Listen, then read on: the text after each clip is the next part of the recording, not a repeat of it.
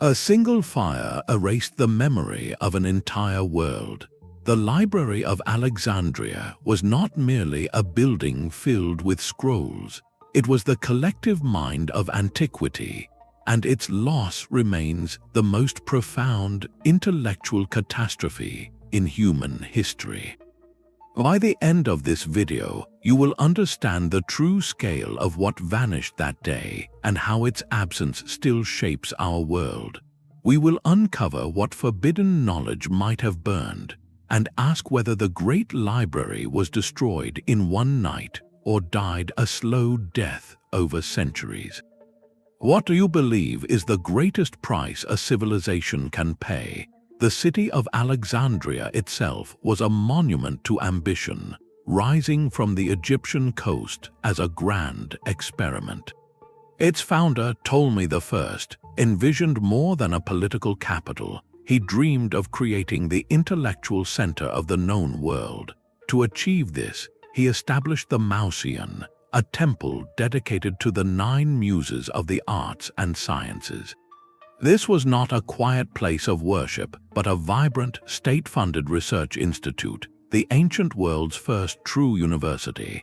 The Great Library was its beating heart, conceived with a breathtakingly simple mission: to collect every single book in existence. This was a goal pursued with almost obsessive dedication. Royal agents were dispatched across kingdoms and empires to purchase or copy texts. But the most famous policy was enacted at the bustling port of Alexandria itself. Every ship that docked was searched by officials not for contraband but for manuscripts. Any scrolls found were confiscated, taken to the library to be copied by teams of scribes. The originals were often kept for the royal collection, while the copies, sometimes hastily made, were returned to the ship's owners. Imagine the scene: merchants arriving from Rome, India, or Persia, only to have their cargo of knowledge temporarily commandeered in the name of a greater archive. The result was a collection of staggering diversity and volume. While the exact number is lost, ancient sources suggest it held hundreds of thousands of scrolls, encompassing the works of Greek philosophers, Egyptian medical texts, Babylonian astronomical observations, and histories from distant lands. The library became a magnetic force, drawing the greatest thinkers of the age, men like Euclid, who formulated geometry here, and Archimedes, who likely studied its halls. It was a living, breathing ecosystem of ideas where scholars were paid to think, to debate, and to push the boundaries of every field from poetry to physics.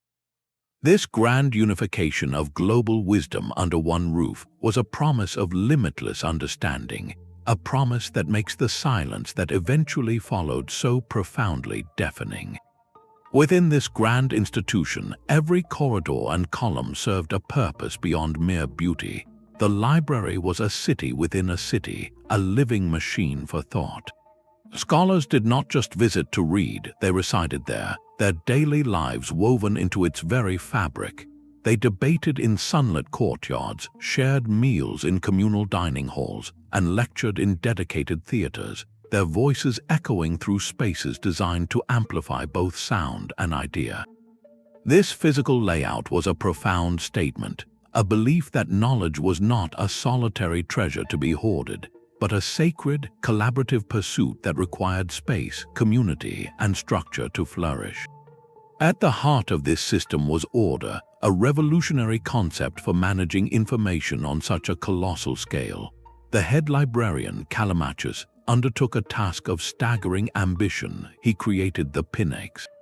This was not merely a list, it was the first known library catalogue, a comprehensive index that attempted to organize the entire known universe of writing. Scrolls were categorized by genre, author, and subject, with sections devoted to epic poetry, to the precise logic of mathematics, to the intricate histories of foreign lands. For the first time, a scholar studying the stars could cross-reference an astronomical observation from Babylon with a Greek philosopher's theory on celestial motion, simply by consulting the catalogue. This system transformed a vast collection of individual texts into a single, interconnected web of wisdom. The architecture itself was engineered for preservation. Delicate papyrus scrolls were stored in labeled clay jars or wooden cabinets, protected from the humid Mediterranean air. Special reading stands were designed to unroll manuscripts without damaging their fragile fibers. Every detail, from the orientation of the windows to the materials of the shelves, was a defense against time and decay. This makes the library's fate so deeply symbolic. The most meticulously ordered sanctuary of human thought was ultimately consumed by the chaotic fires of political strife and conflict. The very perfection of its design highlights the fragility of the knowledge it was built to protect forever. Alexandria was a city where the world's conversations overlapped in a single, bustling marketplace of the mind. Greek philosophers debated in the shadow of Egyptian temples. Jewish scholars pored over texts beside Babylonian astronomers charting the stars. This was not an accident of geography, but the entire point. The library stood at the center of this vibrant exchange, a physical hub that turned chance encounters into formal collaboration. Within its walls, the abstract principles of geometry were given definitive form by Euclid, whose systematic work became the foundation for all future mathematics.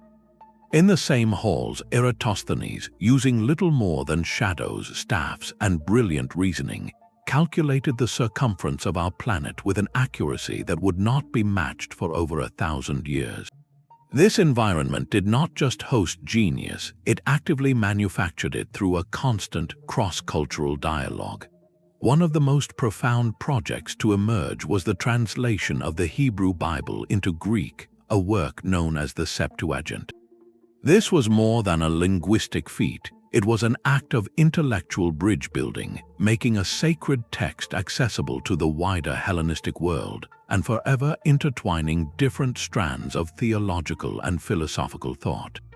Medical knowledge from Egypt, Mesopotamia, and Greece was compiled, compared, and synthesized, creating a more holistic understanding of the human body than any single culture had possessed alone.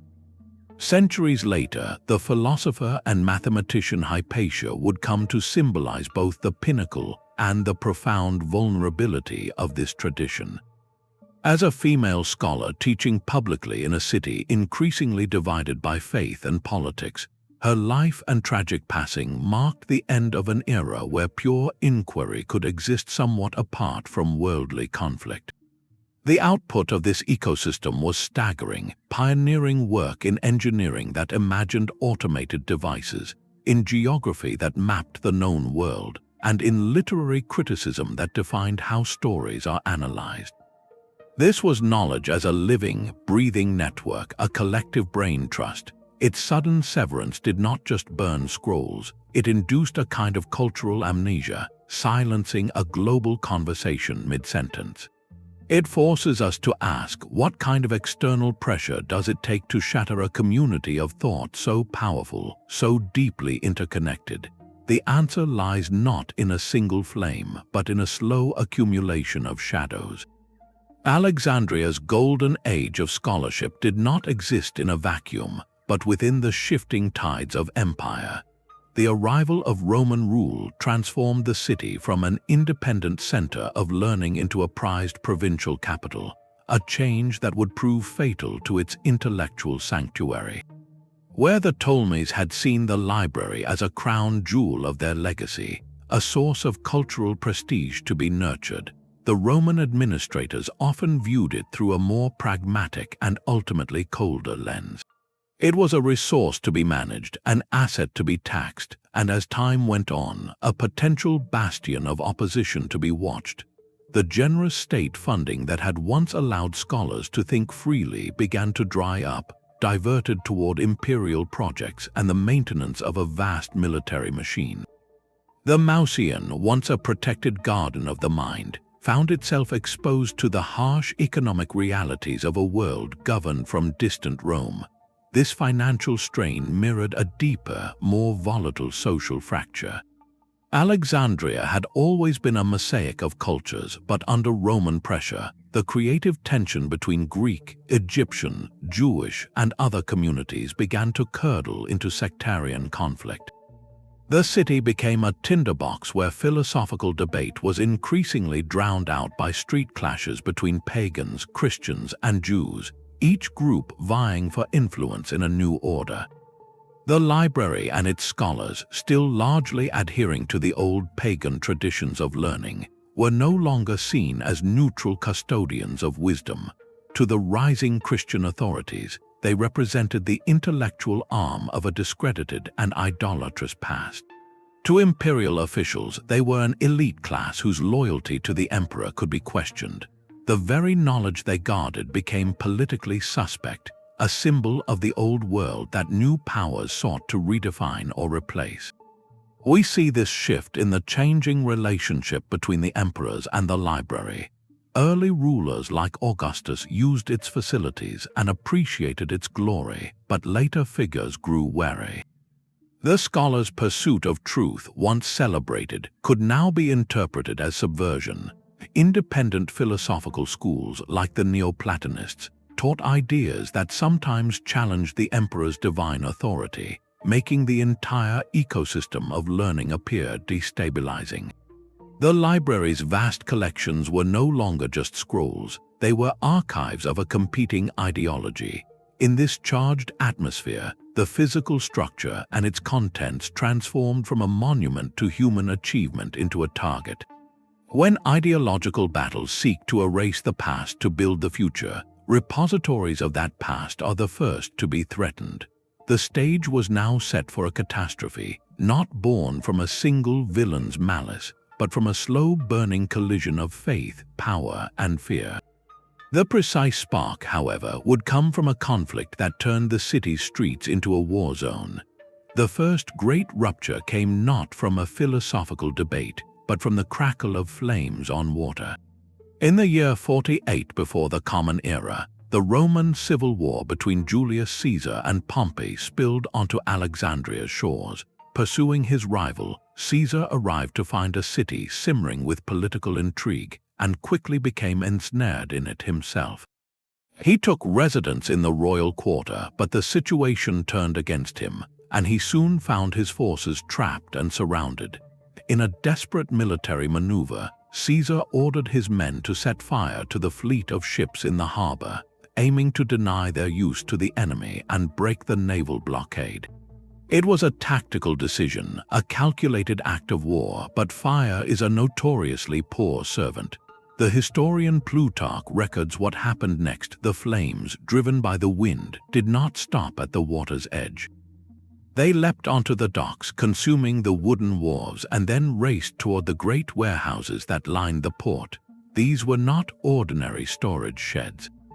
They were packed with scrolls, vast repositories of manuscripts either awaiting transfer to the great library or part of its overflow collections. The papyrus, dry and fragile, ignited like kindling. Ancient sources, including the philosopher Seneca, later lamented the loss of 40,000 scrolls in this single event. Other accounts suggest the number may have been far higher, perhaps even into the hundreds of thousands. While most scholars believe the main library building, situated further inland in the royal precinct, likely survived this particular blaze, the catastrophe was profound. Imagine entire shiploads of unique texts, the sole copies of plays, histories, and scientific observations gathered from across the Mediterranean, turning to ash and smoke over the course of a few hours. This was not a targeted attack on knowledge. Caesar had no intention of destroying a library. The scrolls were simply in the wrong place at a tragically wrong time, collateral damage in a distant power struggle. Yet that is precisely what makes the event so chilling. It established a dangerous precedent. It demonstrated that the world's greatest archive of human thought was not a sacred, untouchable sanctuary, but merely another structure in a city that could become a battlefield. Its safety was now irrevocably tied to the whims of generals and the chaotic fortunes of war. The fire of 48 BCE did not erase the library. but it scarred it deeply, proving that its treasures could vanish not through neglect, but through a single, swift act of military necessity. The vulnerability had been exposed, and a shadow now fell across the remaining halls, a shadow that would grow longer with each passing century. The harbor fire had exposed a fatal truth, that the library's survival depended on a world that valued its contents. In the centuries that followed, that world changed irrevocably. The true death of the great library was not a sudden murder, but a slow, agonizing starvation. As the Roman Empire's focus shifted, the generous patronage that had once flowed from the royal treasury to the Mausian scholars began to dry up. The scrolls, once meticulously copied and repaired, now suffered from a more insidious enemy than flame: simple neglect. Without funds for scribes or preservation, the delicate papyrus began to crumble in its jars, eaten by insects or damaged by the relentless Mediterranean humidity. The grand reading halls, once bustling with debate, grew quieter, their upkeep a lower priority for administrators concerned with military campaigns and distant imperial politics. This decay created an opportunity for a different kind of loss, not by fire but by theft. As the library's prestige waned, its treasures became seen as portable commodities. Scholars departing for other centers or soldiers passing through might quietly slip a rare manuscript into their belongings, a personal trophy of a fading intellectual empire. Entire collections were sometimes legally or semi-legally transferred to newer hubs of power. Emperors in Constantinople or wealthy patrons in Rome actively sought to build their own libraries, and were better to acquire foundational texts than from the struggling giant in Alexandria. This gradual dispersal meant knowledge was not necessarily destroyed, but its concentration, that miraculous gathering of all the world's thoughts in one place, was irrevocably shattered. The library's unique power as a single interconnected web was unspun, thread by thread, sent across the sea. A quieter revolution in technology also left the library behind. The ancient world was transitioning from the papyrus scroll to the parchment codex, the early form of the bound book. The codex was more durable, easier to reference, and could hold more text. As this new format gained popularity, the incentive to recopy aging papyrus scrolls onto fresh parchment dwindled. Why invest immense labor into preserving an obsolete format? Countless works, perhaps seen as less vital or merely unfashionable, simply were not transferred to the new medium. They remained on their decaying scrolls, their knowledge becoming inaccessible long before the physical scroll turned to dust. The library, in a sense, was becoming a museum of outdated information technology. The most profound shift, however, was cultural and spiritual. In the late 4th century, Emperor Theodosius I issued a series of decrees that formally banned pagan rites and practices across the empire. The Great Library and its Mausian were, at their heart, institutions born of the classical pagan world, dedicated to the Muses. The scholars who were its guardians and lifeblood were part of this traditional elite. Theodosius's edicts did not order the library's destruction, but they profoundly marginalized its very purpose and its people. The pagan scholarly class was stripped of its official status and influence. The library's mission to pursue knowledge for its own sake, under the auspices of the old gods, was now at odds with the rising authority of a Christian empire that sought to define orthodoxy. The building might still have been standing, its shelves perhaps still lined with scrolls, but its soul, the vibrant community of inquiry that gave it meaning, was being systematically dismantled. It was becoming a hollow shell, a monument to a past that the present was increasingly eager to forget. This long period of neglect, theft, and cultural devaluation is the crucial, often overlooked prelude to the final acts. It asks us a difficult question: is a library truly destroyed when its roof collapses, or is it destroyed the moment the last person who believes in its purpose turns out the light?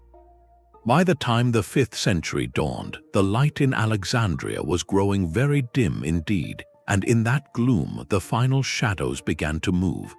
The final blow to the library's legacy may have come not from a general's fire, but from a patriarch's decree. In the year 391, the simmering tensions between Alexandria's old world and its new one erupted into a single, devastating act. Emperor Theodosius I had issued edicts banning pagan worship, and in Alexandria, the Christian patriarch Theophilus saw an opportunity to enforce this new order with brutal clarity. His target was the Serapeum, the magnificent temple dedicated to the god Serapis. This was far more than a place of prayer. For centuries, it had functioned as a vital annex to the Great Library, a daughter library housing a priceless overflow of scrolls and serving as a major center for Neoplatonic philosophy. To Theophilus and his followers, however, it was the ultimate symbol of the idolatrous past, a towering monument to everything they believed needed to be purged from the city. With imperial sanction, Theophilus mobilized a Christian mob and led an assault on the temple complex. The contemporary historian Socrates of Constantinople recorded the event, describing a scene of deliberate destruction. The great statue of Serapis was torn down and shattered. The architectural marvel of the temple itself was methodically dismantled stone by stone, and what of the texts? While the accounts focus on the religious iconography, the fate of the library within is a haunting silence we must logically fill. Scrolls are fragile, combustible things. In the fervor of demolishing a pagan stronghold, it is almost unthinkable that the literary collections within were spared. They would have been burned as heretical fuel or simply scattered and lost in the chaos, their vellum and papyrus repurposed or ruined. This was not collateral damage from a stray spark, it was a targeted ideological cleansing. The destruction of the Serapeum's library represented a catastrophic rupture in the transmission of specific knowledge. Entire schools of Neoplatonic thought, intricate philosophical systems that sought to reconcile reason with spirituality, likely had their core texts housed there. Their loss created gaps in our understanding of classical philosophy that would never be filled. This event marks a terrifying precedent. It demonstrated that in this new era, knowledge itself could be deemed dangerous, and its physical repositories could be legally and violently destroyed for what they symbolized. If this could happen to the Serapeum, a temple library under the direct protection of the old gods, what possible fate awaited the main Great Library, which stood as the very heart of that same pagan intellectual tradition? The attack provided a grim answer. It suggested that the Great Archive was not just fading from neglect, but was now actively in the crosshairs of a world rewriting its own foundations. The slow starvation of the library was now accompanied by the threat of a much more decisive and final execution.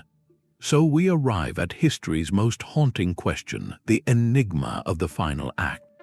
If the library's decline was a slow starvation, when did the last breath finally leave its halls? The search for a single moment of total destruction leads us into a thicket of conflicting stories and frustrating silence. For centuries, one dramatic tale has captured the imagination. Arab historians writing centuries later, most notably al-Makrizi in the 1400s, describe a scene following the Muslim conquest of Alexandria in the year 642. According to this narrative, the conquering general Amr ibn al-As wrote to the Caliph Omar for instructions on what to do with the city's vast collection of books. The Caliph reportedly replied that if the contents agreed with the Quran, they were superfluous, and if they contradicted it, they were dangerous. In either case, they should be destroyed. The story concludes with the scrolls being distributed to the city's bathhouses, where they fueled the furnaces for 6 months. It is a powerful, morally stark image. The wisdom of the ancients literally burned to heat bath water. Yet most contemporary scholars treat this account with deep skepticism. The timeline alone creates a major problem. By the mid-7th century, the Great Library as a functioning institution had almost certainly been gone for 200 years or more, a ghost of the Theodosian era. The story seems to be a later literary invention, a parable about the clash of civilizations that crystallized around a legendary site long after its actual demise. It assigns blame to a convenient external force, providing a simple, villain-driven explanation for an immensely complex loss. But if not this dramatic fire, then what was the true end? The more accepted, though less cinematic, view is that the main library building itself likely met its end not in one grand inferno, but through a combination of neglect, repurposing, and the inevitable decay of a structure whose reason for being had vanished. By the late 4th or early 5th century, after the destruction of the Serapeum and the collapse of its funding and scholarly community, the great halls would have stood empty and crumbling. In a city constantly rebuilding, its marble columns and fine stone were probably quarried for new churches, palaces, or fortifications. Its priceless wooden shelves and cabinets might have been used for firewood by a population that no longer understood or valued what they once held. The scrolls that remained, if any did, would have succumbed to dust, moisture, or reuse as scrap material. This means the ultimate catastrophe was not a single event we can point to on a calendar. It was a composite tragedy layered across 600 years, a death by 1,000 cuts, the harbor fire of Caesar, the ideological purge of the Serapeum, the slow death of patronage, the quiet theft of its treasures, and the final physical recycling of its very bones all played a part. This ambiguity is itself a profound part of the story. It forces us to move beyond looking for a simple villain, a single night of flames, and instead to see a more terrifying truth. Civilizations do not always lose their memory in a sudden blow. Sometimes they simply stop caring to remember piece by piece, until one day there is nothing left to care about at all. The library's fate asks us what vanishes in the gap between the last scholar who understands a text and the last person who bothers to save it. 400,000 scrolls. 700,000. The numbers themselves are almost meaningless, abstractions that fail to capture the true weight of the silence. To understand what was lost, we must translate those figures into the stories they contained. Each scroll was not merely an object, it was a voice recording the rise and fall of a dynasty in Babylon, the precise construction of a Phoenician trade ship, or the medicinal uses of a rare herb documented by a Persian physician. The library did not collect books, it collected entire civilizations, preserving their memory in a single, sacred space. And for countless works, this was not one copy among many, it was the only copy.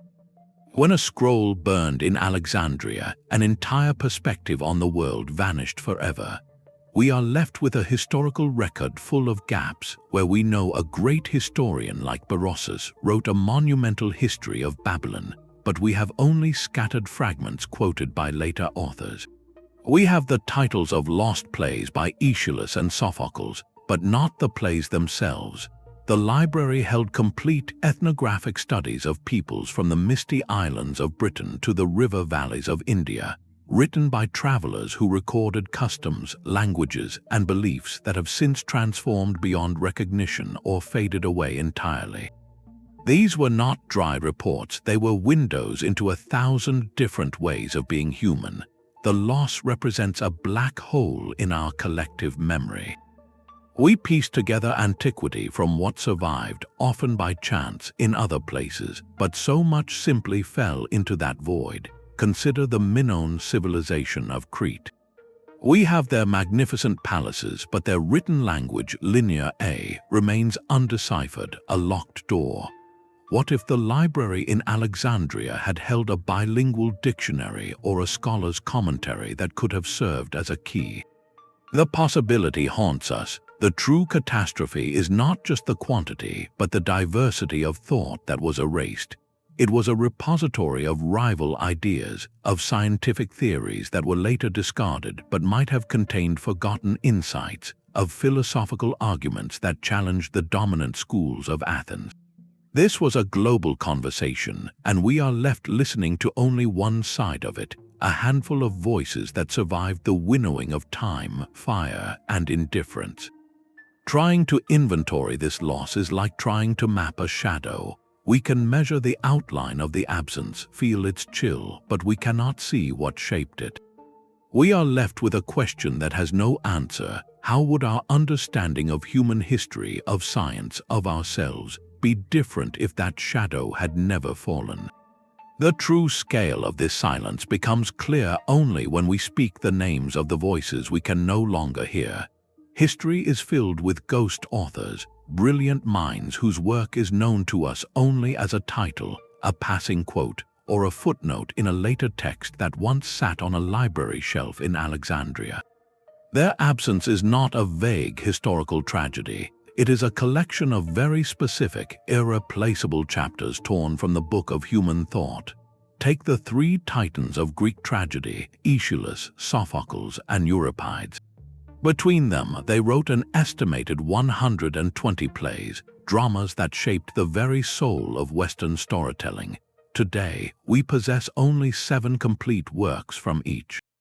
Imagine that. Over 90 profound explorations of fate, justice, and the human condition, performed before thousands, have vanished without a trace.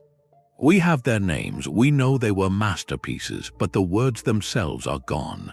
The comedies of Menander, a playwright so celebrated in his time, met a similar fate, with only one largely intact play surviving from his vast output.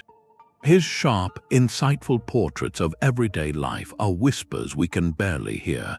The loss extends far beyond the stage into the very foundations of science. Consider Aristarchus of Samos, an astronomer who, in the 3rd century before the Common Era, proposed a model of the cosmos with the sun at its center. His work, a detailed mathematical argument for a heliocentric universe, was preserved and studied in the library. Centuries later, Copernicus would famously revive the idea, but he had to rebuild it from the ground up, laboring without Aristarchus's original calculations and proofs. How many decades, perhaps centuries, of scientific progress were lost in that gap? In the field of medicine, the pioneering work of Herophilus, who conducted detailed studies of human anatomy through dissection, is almost entirely missing. His precise drawings and observations, which could have transformed medical understanding for generations, simply dissolved into history. Even the foundational genius of Aristotle is incomplete. Ancient catalogues list dialogues and treatises by him that are lost to us, works on philosophy and literature that could have deepened or even altered our interpretation of his entire system of thought. Each of these names represents more than a missing book. They are missing conversations, potential turning points, and entire schools of thought that never had the chance to bloom. The geographical maps of Eratosthenes, which plotted the known world with astonishing accuracy, are gone. The complete histories of empires written by those who witnessed their rise have turned to dust. This is the tangible cost of the fire and the neglect. It is not an abstract number of scrolls. It is the play we will never read, the scientific principle we had to painfully rediscover, the philosophical argument that could have answered a question we are still asking today. Our intellectual heritage is not a complete tapestry. It is a magnificent but patched and threadbare cloth, full of holes where the most intricate patterns once shone. We are left to admire the beauty of what remains, while forever wondering about the design of what was erased. But what of the whispers of forbidden knowledge, the tantalizing idea that the library's flames hid something more sinister than lost plays? Popular imagination fills the void with grand conspiracies, visions of blueprints for impossible machines, or maps to lost continents. The reality, however, is far more revealing about how power constructs history. The knowledge that became forbidden was often not magical, but simply inconvenient to the new authorities who inherited the world after the library's fall. Think of it not as a vault of supernatural secrets, but as an archive of alternative paths, roads not taken that the later gatekeepers of history preferred to block off. One profound category was religious and philosophical diversity. The library would have housed the complete, intricate liturgies of Egyptian and Greco-Roman pagan rites, texts that explained the old gods in complex theological terms far beyond the simple idolatry they were later reduced to. This was living spirituality for millions, and its systematic erasure after the rise of Christianity wasn't just about suppressing a rival faith. It was about simplifying a messy historical narrative into a clear story of triumph.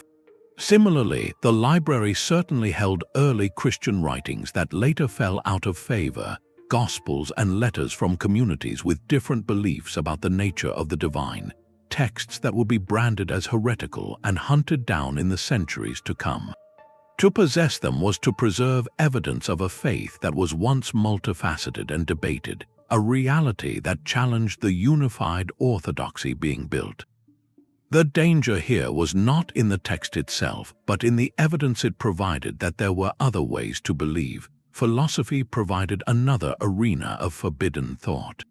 Schools like Epicureanism, which pursued happiness through simple living and free inquiry, or skepticism, which questioned the certainty of all knowledge, posed a direct challenge to later moral systems that demanded obedience and unwavering faith.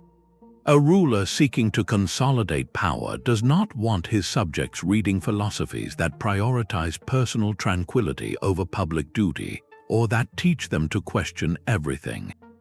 These works became politically dangerous not because they contained spells, but because they contained ideas that could make people harder to control. Even history itself could be forbidden. The library held first-hand accounts of Roman conquests written from the perspective of the conquered, narratives from Egypt or Judea that might have portrayed imperial administrators in a less than glorious light. For later Roman historians crafting an official story of benevolent empire, such alternative records were a threat. The most practical knowledge could also be condemned by shifting moral or religious standards. Detailed texts on astrology, dream interpretation, or certain ceremonial practices were integral to ancient science and statecraft, but could later be reclassified as forbidden occult arts. Medical procedures, especially those related to anatomy or surgery that conflicted with later religious doctrines about the body, might have been suppressed. The transformation of this knowledge from mainstream to marginal, from science to superstition, shows how the label forbidden is often applied retrospectively by those in power. It is a process of ideological cleansing, of curating the past to make the present seem inevitable. So when we ask what forbidden knowledge burned, we are not just listing scrolls. We are identifying the silenced debates, the outlawed beliefs, and the inconvenient truths that a new world order could not afford to remember. The greatest loss may not have been a technology to change the physical world, but the intellectual diversity that could have changed the course of how we think. Yet there exists a compelling alternative to this story of total erasure, a narrative not of endings but of scattering seeds. Some historians propose that a significant portion of the library's knowledge was not burned into oblivion but simply scattered to the winds. In this view, the true catastrophe was not the physical destruction of every scroll, but the violent dismantling of the singular, organized system that gave them meaning. As the political and religious climate in Alexandria grew increasingly hostile, scholars did not just vanish, they fled. They packed what they could carry, gathering precious manuscripts like refugees salvaging family heirlooms from a burning house. These intellectual exiles carried their treasures along ancient trade routes and sea lanes, seeking new patrons and safe harbor. Some found it in the rising Byzantine Empire, in the great city of Constantinople, where scribes meticulously copied Greek philosophical texts onto fresh parchment. Others traveled east where their knowledge would find an astonishing second life. By the 8th and 9th centuries, the Abbasid Caliphate in Baghdad had launched one of history's most ambitious intellectual projects, the House of Wisdom. This was a vast translation bureau where scholars were paid in gold by the weight of the books they translated. They actively sought out Greek works on medicine, astronomy, mathematics, and philosophy, sending emissaries across the known world to find them. Many of the texts they recovered, from the works of Galen on anatomy to Ptolemy's star charts, almost certainly had their origins in copies that once resided in or passed through Alexandria. These texts were not just preserved, they were studied, debated, and built upon by thinkers like Al-Khwarizmi, whose name gives us the word algorithm. From the Islamic world, these preserved works eventually filtered back into Europe through centers of translation in places like Toledo, Spain, providing the very foundation for the European Renaissance centuries later. Simultaneously, in remote monasteries across Ireland, Italy, and the deserts of the Middle East, Christian monks were engaged in their own quiet act of preservation, copying not only religious texts but also fragments of classical philosophy and science onto durable vellum, often in the margins of prayer books. So, in a very real sense, the ideas themselves proved remarkably resilient. They traveled, they transformed, they found new homes, but here lies the crucial distinction and the true nature of the loss. What vanished in Alexandria was not necessarily every idea, but the original, curated context. It was the loss of the Pinakes, that master catalogue that connected one text to another. It was the loss of the scholarly commentaries written in the margins by generations of librarians, notes that explained obscure references or linked a scientific observation to a historical event. It was the destruction of the living, breathing community of scholars who could walk from one hall to another to compare a Babylonian medical text with an Egyptian one, synthesizing knowledge in real time. The library was a vast, interconnected web, a neural network of antiquity. The dispersal shattered that web. Individual threads survived, but the pattern they once formed, the conversation between them, was lost forever. We inherited the books, but we lost the library. The ideas lived on, but the grand, unified system of thought that housed them, that gave them their fullest meaning and power, was irreparably broken. This shifts the tragedy from a question of quantity to one of quality, from what was burned to what was disconnected. Perhaps the most profound casualty of the flames was not a text but a tool. We have focused on the scrolls themselves, but the true intellectual architecture of the library was something far more delicate, the catalogue created by the head librarian Callimachus, known as the Pinakes. This was not a simple list, it was a comprehensive, annotated map of the entire known world of thought. A masterpiece of organization that transformed a warehouse of scrolls into a living mind. The Pinakes did far more than record titles. For each work, it included a biography of the author, a detailed summary of the content, and critical annotations that assessed its quality and authenticity. Most importantly, it created a system of cross-references, linking a philosophical idea from Athens to a historical event in Egypt, or connecting an astronomical observation to a poetic metaphor about the stars. This catalogue was the operating system for the ancient world's greatest database, the metadata that gave raw information its context and meaning. To lose the Pinakes was to lose the ability to navigate the collection, to see the hidden threads that wove separate disciplines into a single tapestry of understanding. It represented the evaporation of centuries of scholarly interpretation, the collective intelligence of generations of librarians who had not just stored knowledge, but had curated and connected it.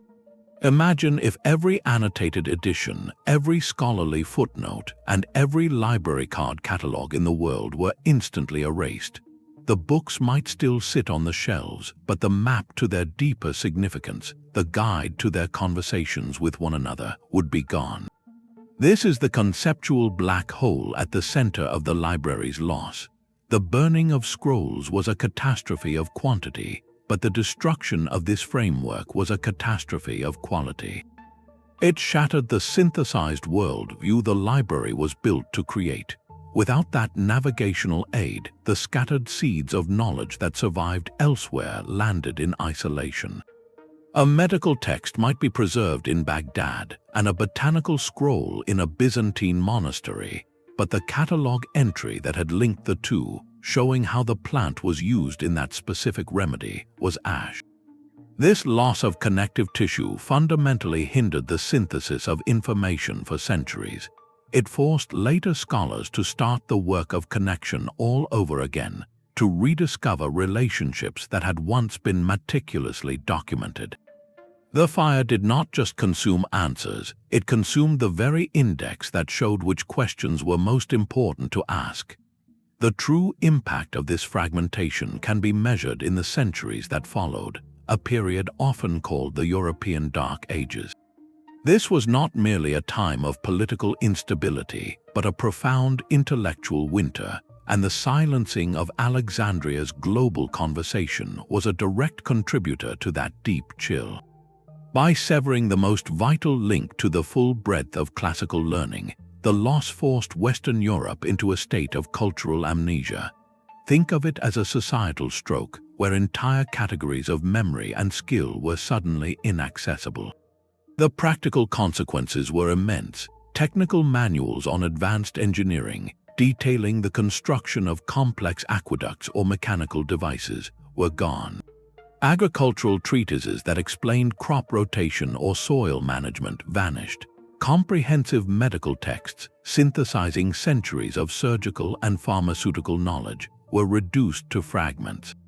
This wasn't just about losing theoretical philosophy. It was about forgetting how to build, how to heal, and how to feed large populations efficiently. The loss of this applied knowledge created a technological plateau, delaying advancements in public health, infrastructure, and food security for generations.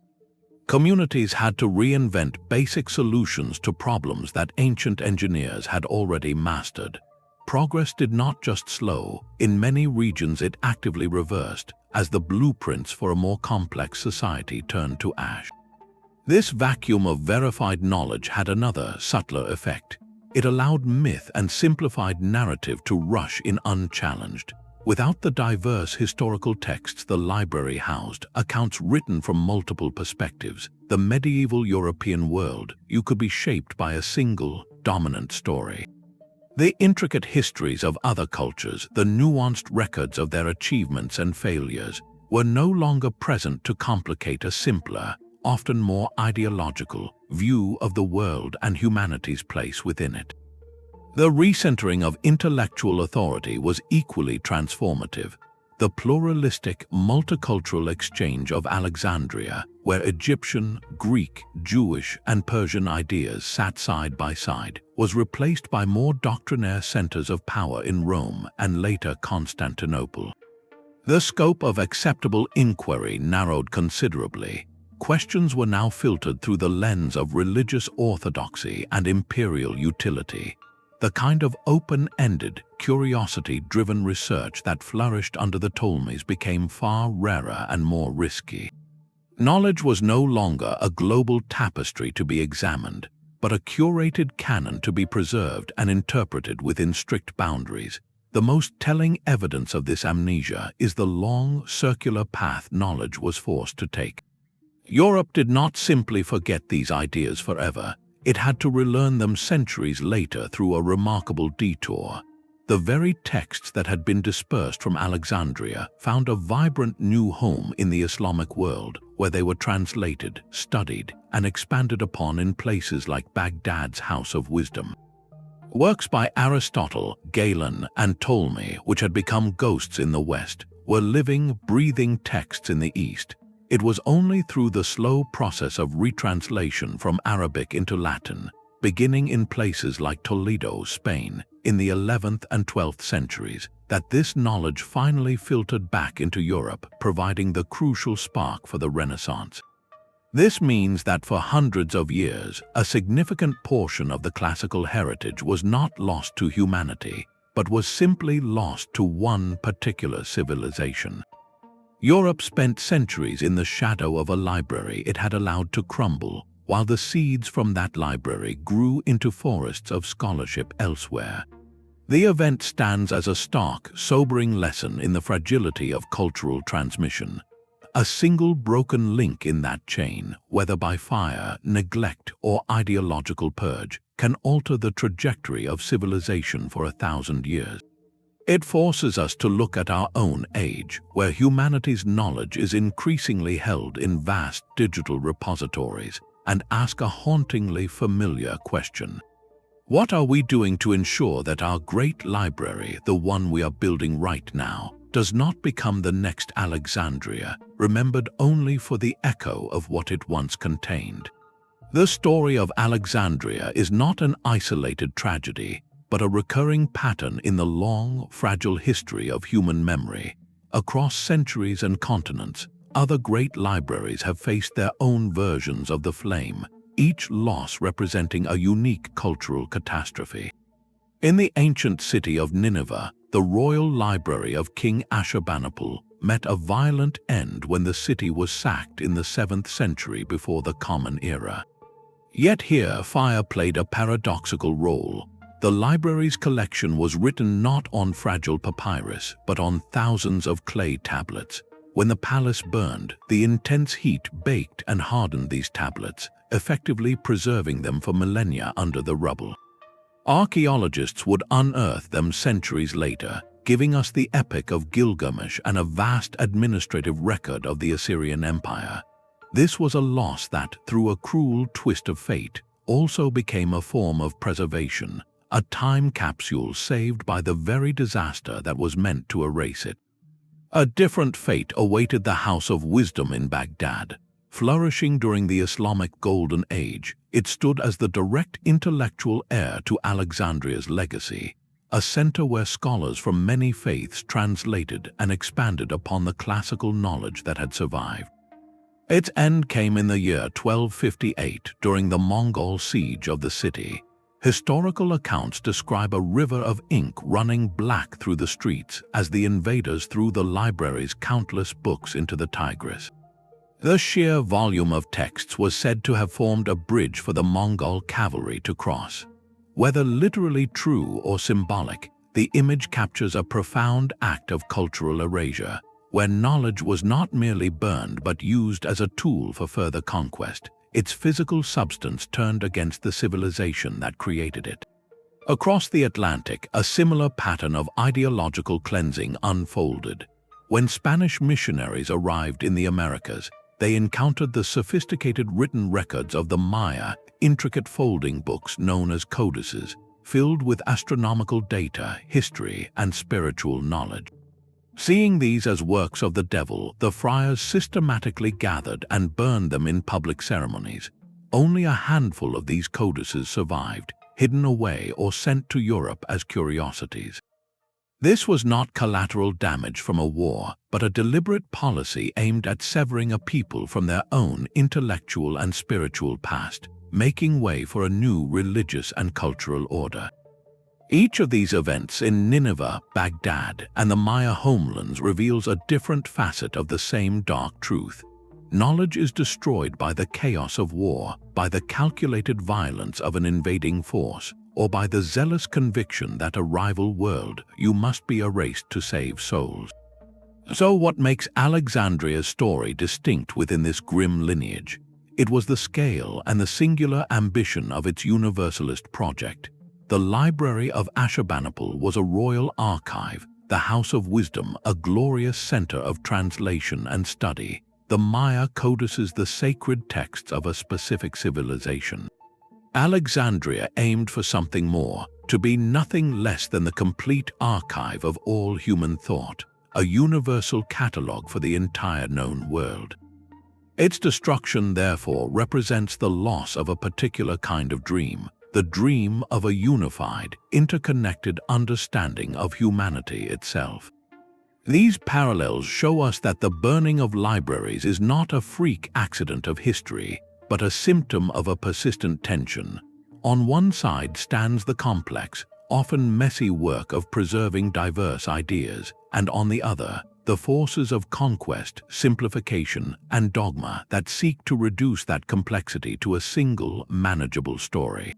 Seeing Alexandria in this broader context removes its aura of unique mystery, but deepens its meaning as a profound and sobering example of a cycle we have yet to break. The search for the library does not end with ancient texts, but continues today with trowels and sonar in the very soil of Alexandria. Modern archaeologists face a daunting task as the vibrant, modern city sits directly atop its ancient predecessor, a physical metaphor for how the present is always built upon the layered ruins of the past. Large-scale excavation in a dense urban center is often impossible, so researchers must become detectives, piecing together clues from small trenches, chance discoveries during construction, and the silent world beneath the harbor's waves. Underwater archaeology has been particularly revealing, mapping the sunken remnants of the ancient royal quarter where the library likely stood. Divers have brought up statues, columns, and sphinxes from the Ptolemaic era, tangible pieces of the world that created the Great Archive. Yet they have found no chamber of charred scrolls, no room labeled with the word library, no definitive smoking gun. The evidence is architectural and circumstantial, a collection of magnificent fragments that whisper rather than declare. The scholarly consensus points to the Bruchaean district, the royal precinct, as the library's home. Here, archaeologists study the scant foundations of the Serapeum, its remaining stones offering a ghostly outline of the temple annex that once held so many scrolls. They analyze the layout of other ancient institutions, trying to deduce where such a vast public building might have logically stood in relation to palaces, temples, and the main thoroughfares. This painstaking work transforms the search from a hunt for a single building into a forensic reconstruction of an entire intellectual landscape. The profound lack of a clear, physical endpoint for the library ironically fuels its enduring legend. Because we cannot point to its excavated foundations, the imagination is free to roam. The void where it should be becomes a canvas for every theory and story, from its precise dimensions to the contents of its final, lost shelf. This ongoing quest, then, is about more than archaeology. It symbolizes our deep human need to touch the past, to replace myth with material proof, to stand in the very spot where history pivoted. We are not just looking for stones, we are looking for a sense of closure that history, in its messy reality, rarely provides. Every scan of the seabed, every careful dig, is an act of faith in the material world's ability to hold memory. It is a reminder that what we call history is often a careful interpretation of shadows and fragments, a puzzle assembled from what survives, always wondering about the shape of the missing pieces. Our greatest library today has no walls, and its scrolls are beams of light. We have built a new Alexandria in the digital cloud, a global network holding the sum total of our modern knowledge, from scientific databases to family photo albums. Yet this seemingly permanent record is, in its own way, as fragile as papyrus left in a damp cellar. The vulnerability has simply changed its form. Instead of a single fire in a harbor, we now face the threat of a sophisticated cyber attack targeting the very backbone of the internet, or a massive solar flare unleashing an electromagnetic pulse that could fry server farms across a continent.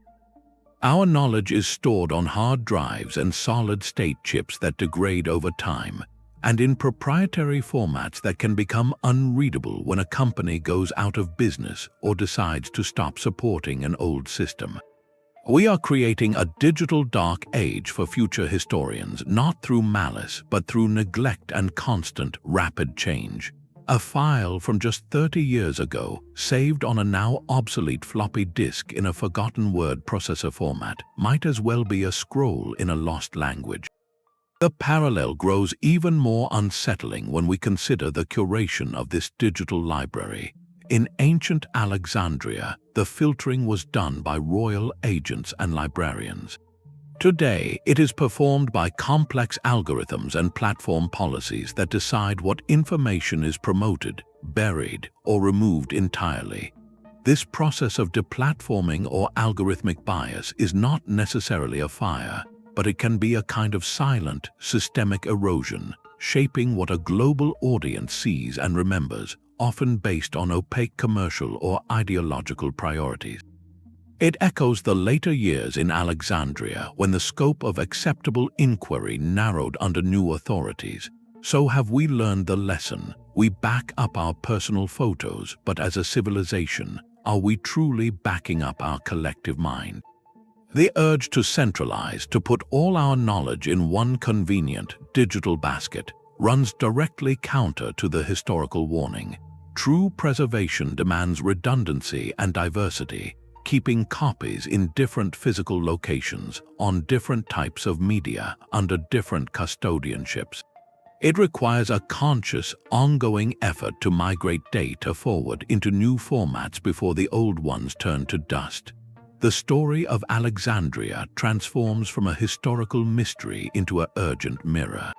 It asks us, the users and creators of this new global library, what we are doing to protect it. We are all now the librarians. The choices we make about what to save, how to save it, and who gets to access it will determine what fragments of our own era survive for the next millennium. Will we be remembered as the generation that perfected preservation, or as another cautionary tale about the ephemeral nature of human memory? The most powerful version of this story was never written on a papyrus scroll. It was written in our collective imagination, a romanticized narrative shaped more by the needs of the present than the facts of the past. For centuries, poets, playwrights, and later filmmakers have been drawn to the image of a single, catastrophic fire, a night when the wisdom of the ages was consumed in one glorious, tragic blaze. This simplified story, often pinned squarely on Julius Caesar, offers a clear villain and a definitive moment of loss. It provides a satisfying moral drama, a stark before and after in the history of human thought. In the 1980s, Carl Sagan's seminal series Cosmos seared this version into the modern mind. Standing in a recreated library hall, he spoke of the vast collection going up in flames, framing it as a cosmic tragedy that set back the progress of civilization. This powerful imagery, while based on a kernel of historical truth, amplified the myth of a singular, apocalyptic event.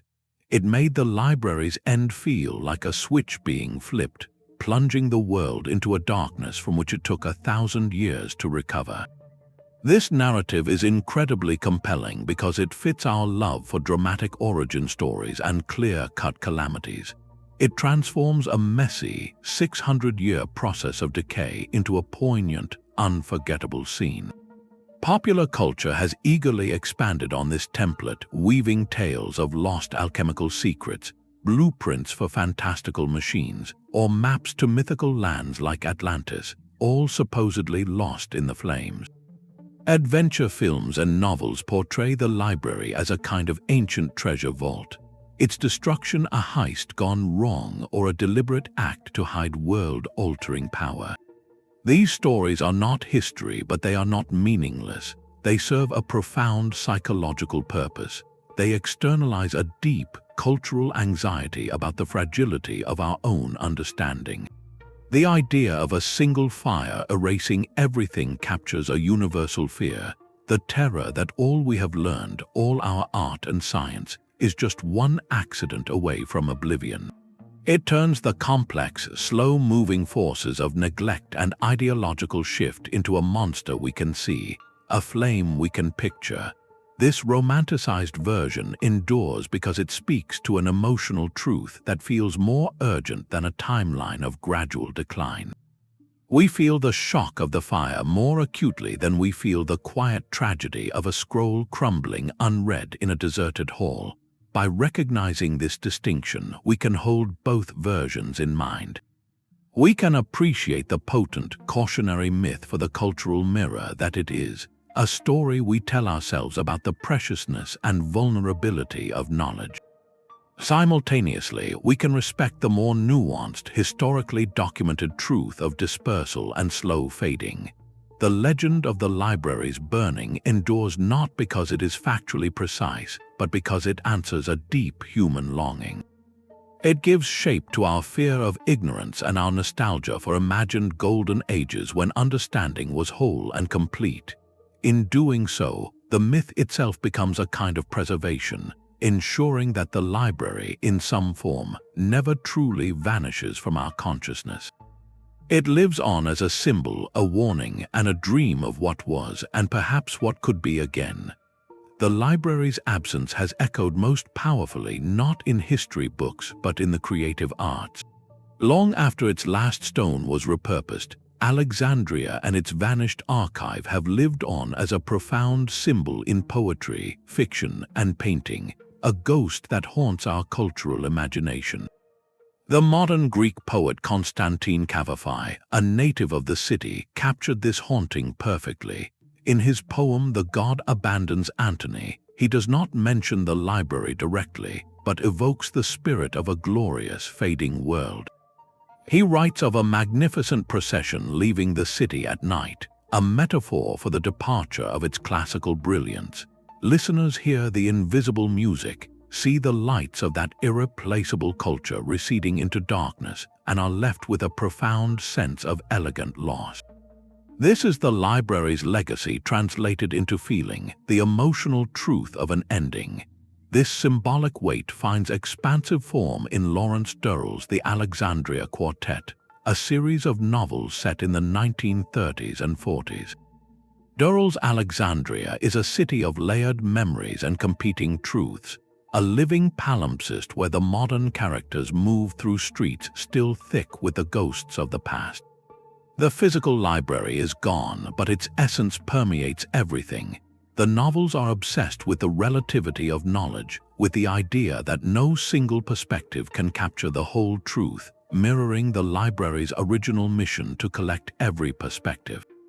The city itself becomes the library, a labyrinth where people are texts to be deciphered, and history is a story constantly being rewritten. Through Durrell, the library transforms from a building into a state of mind, a way of seeing the world as infinitely complex and interconnected. Visual artists, too, have been drawn to this story, often depicting the library as a cathedral of light being swallowed by shadows. In these paintings, scholars are shown clutching scrolls against advancing flames, or standing in vast, luminous halls that seem to glow with their own intellectual radiance. The contrast is always stark, the beauty of the ordered, peaceful pursuit of understanding violently interrupted by chaos. This imagery serves as a universal metaphor, speaking to the vulnerability of any fragile, beautiful creation in the face of destructive force. It asks the viewer to consider what we are losing when we allow the lights of curiosity and reason to be extinguished. This enduring cultural legacy performs a crucial act of resurrection. It ensures the Library of Alexandria is remembered not merely as a historical fact, but as a potent idea, an ideal of what humanity can achieve when it strives for universal knowledge and cosmopolitan harmony. Its story has become a foundational parable, invoked in discussions about censorship, the preservation of culture, and the perpetual fight against obscurantism, the willful shrouding of knowledge. When a government restricts information or a society neglects its archives, the ghost of Alexandria is invoked as a warning. The symbol transcends the physical ruins, living on as both a beacon and a cautionary tale in our collective consciousness. Ultimately, the library's greatest survival may be this symbolic one. It has shaped how we think about knowledge itself, not as a static possession, but as a living, communal project that requires active protection. It reminds us that the opposite of knowledge is not always ignorance, but sometimes forgetting. By keeping the story alive in art and literature, we perform an act of remembrance against that forgetting.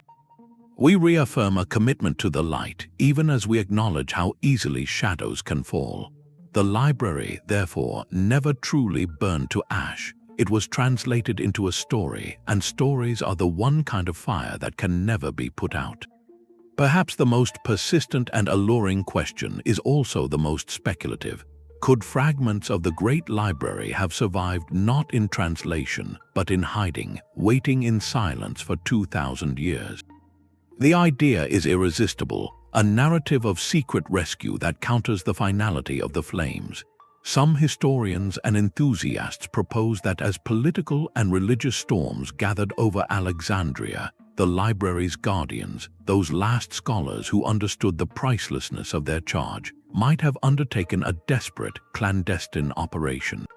Foreseeing a point of no return, they could have selected the most vital or irreplaceable scrolls, packing them into sealed clay jars or wooden crates.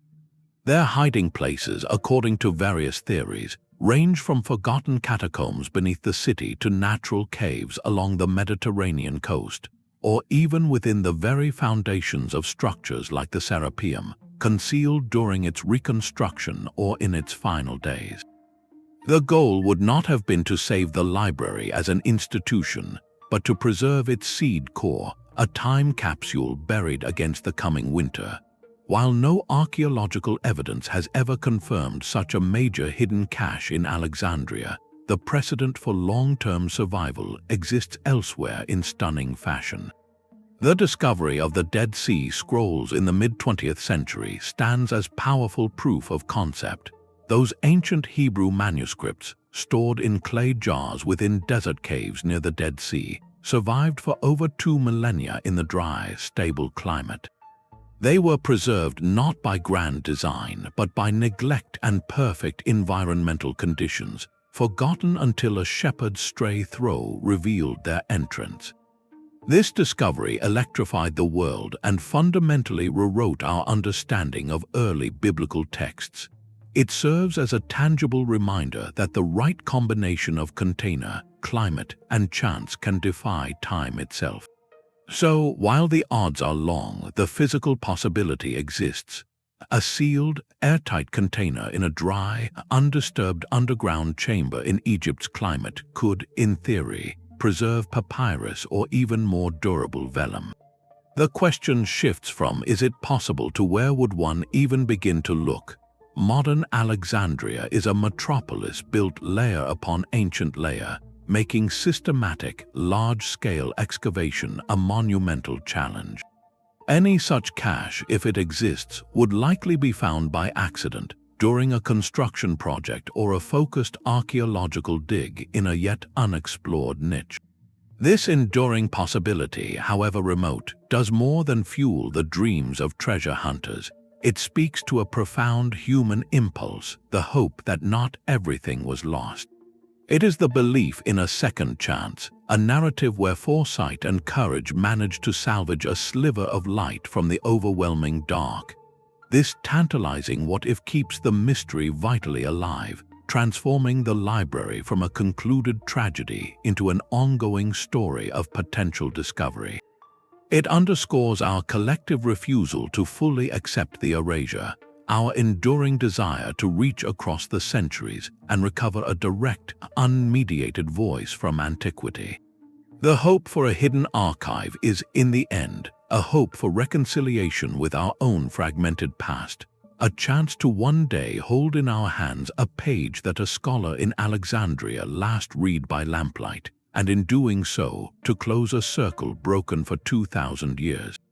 The flames of Alexandria cast a long shadow, one that forces us to confront a difficult and enduring question: who, ultimately, is responsible for safeguarding the memory of our species? The library's destruction was not merely a historical event, but an ethical failure of monumental proportions, a case study in the abdication of a sacred duty. When a conqueror stands amidst the treasures of a defeated civilization, or a new religious authority surveys the monuments of the old, what is their obligation? Is knowledge the property of the culture that created it, or does it belong to the common heritage of all humanity? The agents of the library's end, whether through deliberate fire or passive neglect, answered this question with their actions. They prioritized immediate political control, theological purity, or military necessity over the long-term preservation of our collective intellectual capital.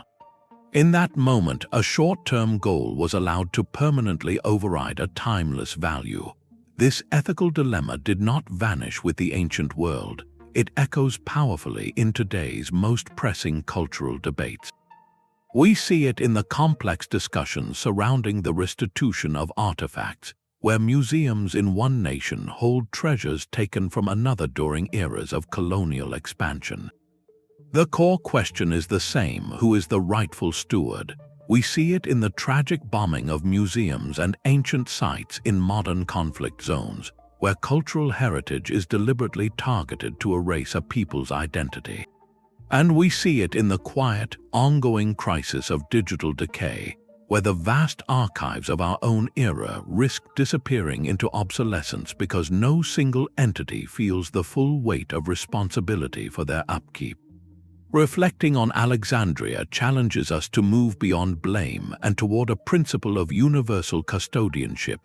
It asks us to recognize that we are all, right now, temporary guardians of a story much larger than ourselves. The scrolls may be dust, but the ethical imperative they represent is very much alive. It is the understanding that the great library of human achievement does not have a permanent address. It is a trust passed from one generation to the next. To be a citizen of this world is to accept a share of the duty to protect that trust, to ensure that the light of understanding is not extinguished by indifference, conflict, or the passage of time. The silence left by Alexandria is a warning, a reminder that when we fail in this duty, we impoverish not just the past but every future that follows. The true lesson of Alexandria is not that knowledge can be lost, but how we must act to keep it found.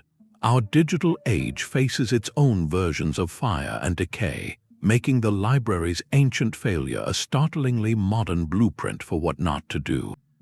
The first, most critical principle is redundancy. The Ptolemies made a fatal error by concentrating the world's wisdom in one magnificent, vulnerable location. Today, we risk repeating that mistake by allowing our cultural record to exist primarily on a handful of corporate servers or in proprietary formats controlled by single entities. Resilience demands that we store copies of vital knowledge in multiple, geographically dispersed archives, both physical and digital. This means supporting public libraries, university repositories, and international collaborations that keep identical data on different continents, ensuring that a disaster in one region cannot erase our collective memory. It means actively printing and preserving physical copies of our most important digital works, from scientific research to artistic creations, because ink on paper remains one of the most durable and low-tech preservation methods we have. Equally vital is the work of translation and format migration. In Alexandria, countless works vanished because they were never copied from fragile papyrus onto newer, more durable parchment.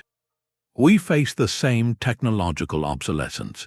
A document saved on a floppy disk 30 years ago is as inaccessible as a scroll in a lost language if we lack the hardware and software to read it. Proactive stewardship requires constantly moving our digital heritage forward, converting files into open, standardized formats before the old ones become unreadable. Similarly, translating knowledge into multiple languages is not just an act of access but of preservation. A text available only in one language is a text at risk. By supporting translation projects and multilingual archives, we weave a stronger safety net, ensuring that if one linguistic thread is cut, others remain to hold the idea aloft. Perhaps the most subtle lesson is the need for independent, insulated institutions. The library's decline accelerated when its fate became entangled with political and religious power struggles. Its funding and mission became subject to the whims of emperors and patriarchs. This teaches us that the guardians of knowledge must be buffered from short-term political and commercial pressures. We must champion and fund libraries, archives, and academic institutions that operate with a mandate for long-term preservation, not quarterly profits or political alignment. Supporting librarians and archivists is not a nostalgic gesture. It is a direct investment in civilizational infrastructure. These professionals are the modern equivalents of Callimachus and his scribes, the curators who organize, maintain, and defend the catalogue of our era. Their work and the open access initiatives that remove barriers to information form the frontline defense against a new form of intellectual dark age, one caused not by fire, but by paywalls, data rot, and centralized control. Ultimately, Alexandria's silence screams a warning against complacency. Knowledge does not preserve itself. It is not a monument that, once built, stands eternal. It is a living, breathing entity that requires active, vigilant, and consistently funded stewardship. Every time we choose to back up a dataset, support a public archive, or advocate for open knowledge, we are placing another clay jar in a desert cave for the future. We are rejecting the centralization that doomed the great library, whether that centralization is in a single physical building or a dominant digital platform. The story transforms us from passive consumers of information into active librarians of our time. The intellectual legacy we are creating right now, from scientific breakthroughs to family histories, deserves a fate better than ash and echoes. By learning from this ancient catastrophe, we can build systems resilient enough to carry our light through the long night, so that those who come after us will not have to wonder what we knew, but will be able to hold our words in their hands and hear our thoughts in their minds. The dream of a universal library, however, was not extinguished with the last embers in Alexandria. It simply changed form, finding new life in the digital age, a testament to the enduring human need to gather and share understanding. Today, we see the philosophical mission of the Ptolemies reborn not in marble halls, but in vast server farms and collaborative online platforms. These are the new Alexandrias, digital ecosystems striving for that same ancient ideal of universal access. The Internet Archive, for instance, functions as a non-profit library of the Internet, tirelessly preserving websites, books, films, and software, creating a digital time capsule for future generations. Wikipedia, built by millions of volunteers, represents a living, constantly updated encyclopedia that aims to summarize all human knowledge, freely available to anyone with a connection. Global projects like the Digital Public Library of America and Europeana work to digitize and link the collections of museums, libraries, and archives from around the world, creating a single, searchable portal to our shared cultural heritage. These initiatives face their own modern versions of fire and decay. They grapple with the relentless challenge of funding, relying on donations and grants in a landscape dominated by commercial platforms. They confront issues of digital censorship and access restrictions in various regions, the ideological battles of the modern age. They fight a constant, silent war against link rot, the digital equivalent of crumbling papyrus, where referenced sources vanish from the web, leaving gaps in the record. Yet their very existence is a powerful rebuttal to the finality of that ancient loss. They prove that the drive to collect, to organize, and to provide is a fundamental human impulse, one that can adapt and thrive even when the original vessel is gone. This reimagining transforms the narrative of the Library of Alexandria from one of pure, tragic erasure into a story of continuous inspiration. It is a call to build anew what was once destroyed, to learn from the vulnerabilities of the past. These digital libraries remind us that the flame of knowledge, once nearly extinguished, now has the potential to burn brighter and more widely than the ancient scholars could have ever conceived. The mission endures, and in its new form, it invites every one of us to become not just readers, but librarians and scribes for the future. The catastrophe that erased the Library of Alexandria was not a single fire, but a symphony of loss. It was a composition of accident and neglect, of ideological conflict and quiet forgetting, played out over 6 long centuries. We have journeyed from its ambitious founding as a universal archive to its mysterious, fragmented end, tracing the vast scope of what vanished into that silence. This story is far more than an ancient historical puzzle. It is a profound and enduring lesson in the breathtaking fragility of human achievement. Every civilization builds its library, its repository of hard-won wisdom and creative spirit. And every civilization must confront the same relentless forces of time, conflict, and change that once gathered at the shores of Alexandria. The library's true legacy is not the tragedy of its burning, but the urgent question it leaves echoing in its wake. How do we, as guardians of our own era's knowledge, ensure that our great conversations are not so easily severed? Let the memory of that lost archive serve as a permanent reminder to actively cherish and protect the knowledge we hold today, in all its forms, from the grandest digital database to the simplest family story written in a notebook. Our collective intellect is the most precious inheritance we have, and its preservation is a duty we all share. If this exploration of history's greatest intellectual tragedy resonated with you, we would love to hear your thoughts.